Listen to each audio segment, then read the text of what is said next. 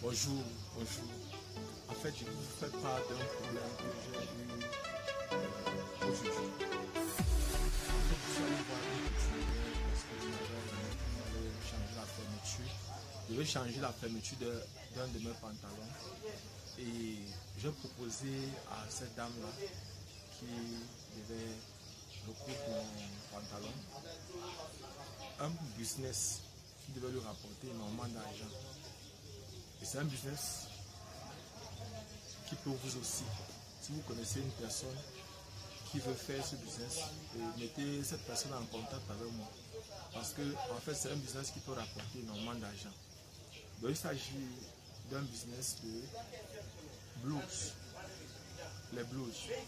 En fait, une bonne blouse, normalement, au niveau des universités, se vend à 4 000 francs. 4 500, maximum 5 000 francs. Et il y a des blouses qui ne sont pas de très bonne qualité, qui sont faites en polyéthylène. Et ces blouses-là coûtent souvent dans les 3 000 à 3 500 francs. Or, le coût de confection de ces blouses, ce sont de 2 000 à 2 500 francs en unité. Et j'ai donc proposé à cette dame de me coudre au moins 1500 blouses. 1500 blouses. Et je vous dis, les 1500 blouses, par exemple, je devais financer la couture de ces blouses-là. Donc, il s'agissait pour elle de me produire en moyenne 1500 blouses pendant un semestre, dans le cas de 5 mois. Et je lui ai dit, est-ce qu'elle peut me donner ces blouses-là en un mois? Je dit 1500 blouses, même si ce n'est que 1000 blouses pour un mois. J'aurais besoin de ça parce que, en fait, il y a tout un marché, il faut livrer. Il y a des personnes qui achètent ça facilement à 3000 francs. Vous pouvez livrer, même si c'est 1000 blouses, je peux livrer facilement les 1000 blouses. Elle me dit que non, c'est trop. Elle préfère faire sa petite activité, coudre, rafistoler les pantalons pour 300 francs, pour 500 francs, et que ça lui rapporterait plus que de faire, par exemple, la couture d'une grande quantité, parce qu'il lui faudra recruter la main d'œuvre. Je lui ai dit pourquoi est-ce qu'elle ne s'apprête pas donc à faire un tel marché.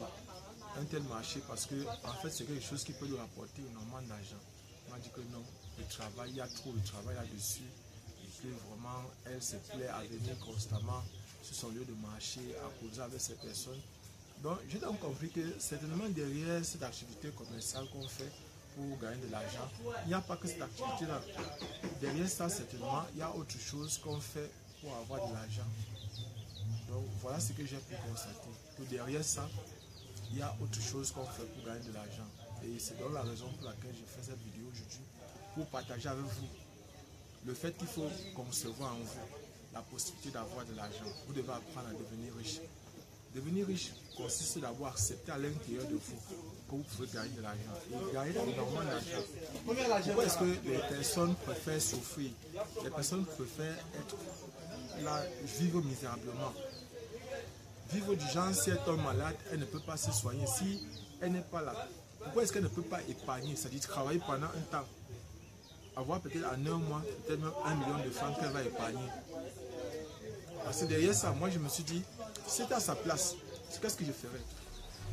Je prendrais, je recruterais même 3 à 4 filles qui savent coudre, qui sortent par exemple soit des CETIC, soit des sites techniques, qui savent au moins se coudre. Et ce qu'ils feraient, c'est que quoi? C'est que ces filles-là, ils peuvent leur donner peut-être 1500 à 2000 francs la journée. Et chaque jour, chaque fille doit me coudre minimum. Je vais acheter les machines, mettre à la disposition. Chaque fille doit me coudre au moins 25 blouses. Donc j'aurai une production journalière de blouses de 100. Et là, mon rôle sera de couper simplement les blouses, de couper les tissus pour que par exemple ces filles-là puissent les coudre. Voilà ce que moi je pensais. Donc vous-même, dites-moi dans les commentaires ce que vous pensez de ça.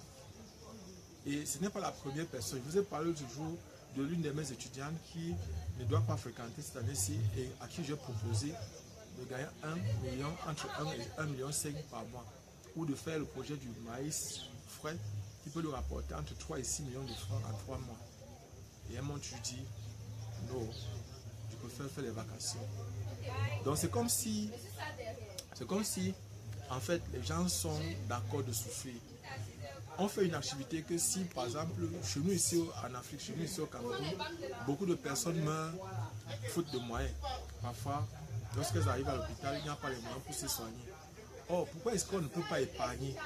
Pourquoi est-ce qu'on ne peut pas faire? Parce que le conseil que je pourrais donner à quelqu'un, c'est que sachez que quand vous avez de l'épargne, quand vous avez beaucoup d'argent que vous avez épargné, ça fait qu'il y a des maladies que vous ne pouvez pas avoir.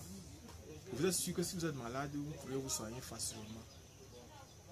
Donc voici par exemple un business que je propose à une personne. Les tissus, elle peut acheter les tissus en gros. Et je suis allé jusqu'à lui dire que même s'il faut trouver le capital, je peux trouver le capital. C'est-à-dire acheter les tissus, acheter par exemple les tissus, acheter aussi les fils. Donc tout ce que vous aurez à faire, c'est de couper les tissus et coudre. Et me livrer.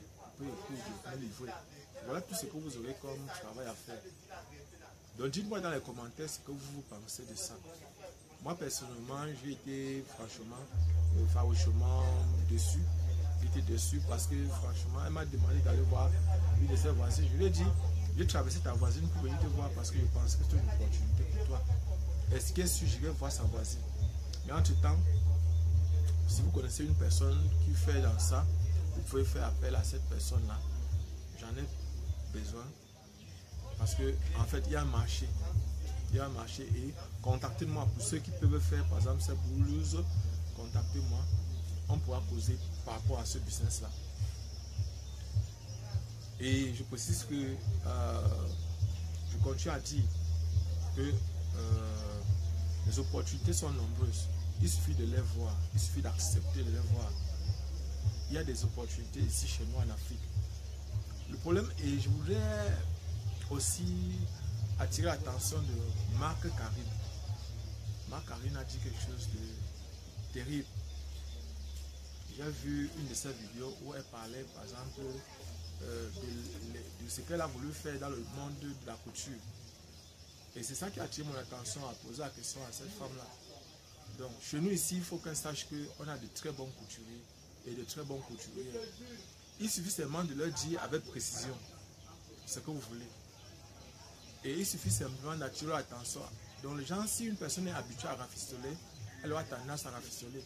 Il ne faut pas oublier qu'il y a une différence entre le bricolage et la haute couture.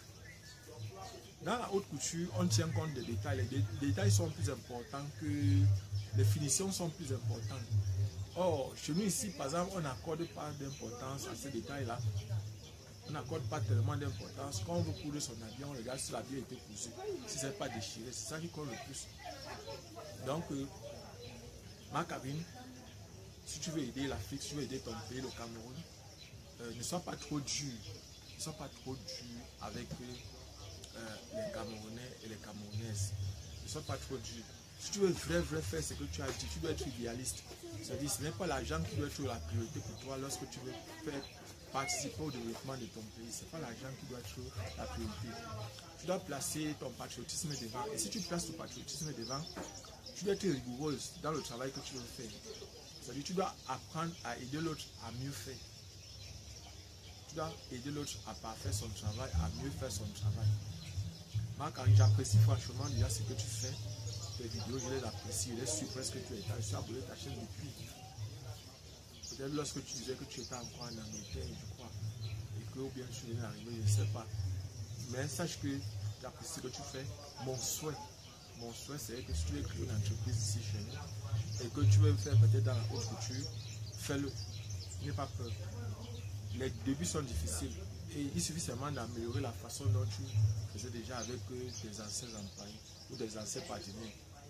Donc personnellement, je ne peux que te conseiller d'aller de l'avant, de continuer à faire ce que tu as commencé.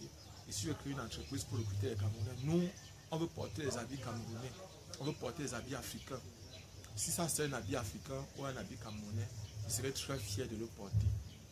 Et nous, par exemple, les habits camerounais, les habits africains sont souvent trop chers par rapport aux habits importés, aux habits chinois. Ça, c'est un habit chinois. Ça, c'est un habit chinois. Et j'aurais préféré porter un habit camerounais. Et il faut aussi faire en sorte que nous, qui sommes camerounais, qu'on ait les habits qui sont cousus chez nous, nous voudrions bien participer aussi au développement de notre pays en achetant, en consommant local. Mais très souvent, on ne voit pas. Lorsque nous on était petits, chez nous dans ma famille, on ne portait pas les habits qui viennent de l'Afrique. On ne portait pas. Parce que mon père disait Camerounais d'abord. Camerounais d'abord. Ou bien tu coûtes ton habit où tu ne portes pas d'habit. Donc ça c'était ce que je voulais partager avec vous aujourd'hui concernant le développement. Déjà, pour réussir vraiment dans l'entrepreneuriat, vous devez apprendre à accepter au fond de vous que vous pouvez avoir de l'argent. Accepter qu'on sera riche, accepter avoir de l'argent n'est pas chose facile. Beaucoup d'entre vous pensent que peut-être c'est facile de dire avec la bouche que si j'ai 20 millions, si j'ai 30 millions, mais tu peux avoir 20 millions, 30 millions, ça finit en un mois ou en 2 mois maximum. Comment faire pour garder son argent? Comment faire pour épargner? Comment faire pour réussir à conserver de l'argent? Avoir de l'argent n'est pas difficile, c'est conserver l'argent qui est souvent difficile. Vous pouvez avoir 10 millions maintenant, mais après 2 mois, vous n'avez plus rien, vous n'avez plus un 5 francs. Simplement parce que vous ne savez pas comment on gagne. Et ce qu'on va voir dans les jours à venir. Donc, je suis Job Camden du groupe de répétition Nabla à Yaoundé au Cameroun. Nous allons parler d'entrepreneuriat. Nous allons entreprendre avec vous. S'il y a des questions, je les attends. Abonnez-vous. Abonnez-vous.